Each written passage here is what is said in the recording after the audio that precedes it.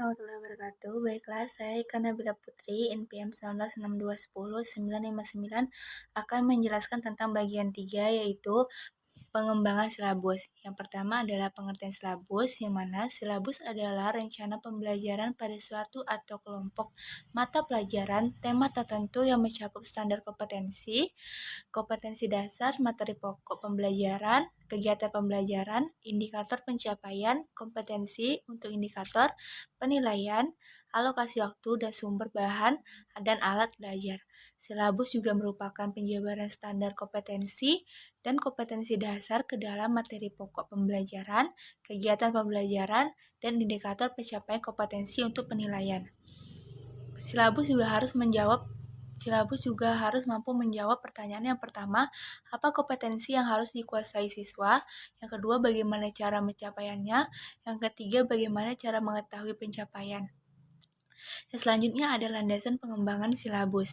Yang pertama ada Peraturan Pemerintah Republik Indonesia mengenai silabus, yaitu nomor 19 tahun 2005 tentang Standar Nasional Pendidikan pasal 17 ayat 2 yang berbunyi, sekolah dan komite sekolah atau madrasah komite madrasah mengembangkan kurikulum tingkat pendidikan dan silabusnya berdasarkan kerangka standar kompetensi lulusan di bawah supervisi dinas kabupaten atau kota yang bertanggung jawab di bidang pendidikan untuk SD, SMP, SMA, dan SMK, dan departemen menangani urusan pemerintah di bidang agama untuk MI, MTS, MA, dan MAK.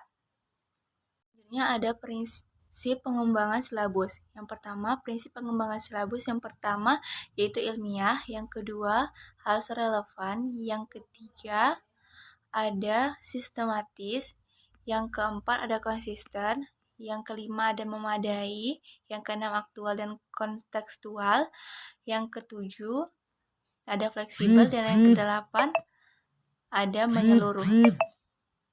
Selanjutnya ada unit waktu silabus. Yang pertama, silabus mata pelajaran disusun berdasarkan seluruh alokasi waktu yang disediakan untuk mata pelajaran selama penyelenggaraan pendidikan di tingkat satuan pendidikan. Yang kedua, ada penyusunan silabus memperhatikan alokasi waktu yang disediakan per semester, per tahun, dan alokasi waktu mata pelajaran lain yang sekelompok. Yang ketiga, ada implikasi, yang mana pembelajaran per semester menggunakan penggalan silabus sesuai dengan standar kompetensi dan kompetensi dasar untuk mata pelajaran dengan alokasi waktu yang tersedia pada struktur kurikulum. Yang selanjutnya ada langkah-langkah pengembangan silabus. Yang pertama ada mengkaji dan menentukan standar kompetensi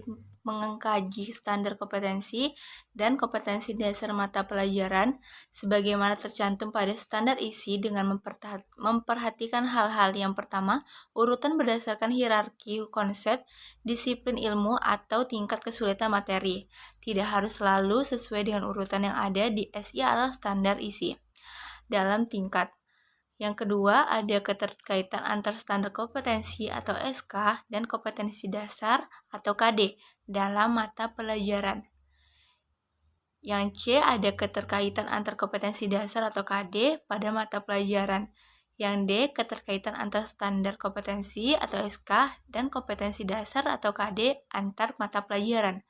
Yang kedua, ada mengidentifikasi materi pokok atau pembelajaran mengidentifikasi materi pembelajaran yang menunjang pencapaian kompetensi dasar atau KD dengan mempertimbangkan yang pertama, potensi peserta didik, yang kedua, karakteristik mata pelajaran, yang ketiga, relevasi dengan karakteristik daerah, yang keempat, tingkat perkembangan fisik, intelektual, emosional, sosial, dan spiritual peserta didik.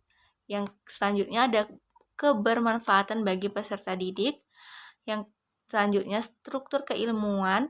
Yang G ada akulturasi, kedalaman, dan keluasan materi pembelajaran. Yang H relevasi dengan kebutuhan peserta didik dan tuntutan ilmu dan tuntutan lingkungan. Dan yang terakhir ada alokasi waktu. Selanjutnya nomor 3 adalah melakukan pemetaan kompetensi. Yang pertama ada mengidentifikasi standar kompetensi atau SK, kompetensi dasar atau KD, dan materi pembelajaran.